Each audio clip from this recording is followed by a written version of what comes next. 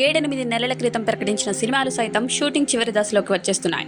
కానీ హరిహర వీరమల్లు మాత్రం ఓ కొలిక్కి రాలేకపోయింది. అంతేకాకుండా ఈ ప్రాజెక్ట్పై ఎక్కువ కాలం ఇంకా ట్రావెల్ చేయలేనని క్రిష్ సైతం తప్పుకున్నాడు.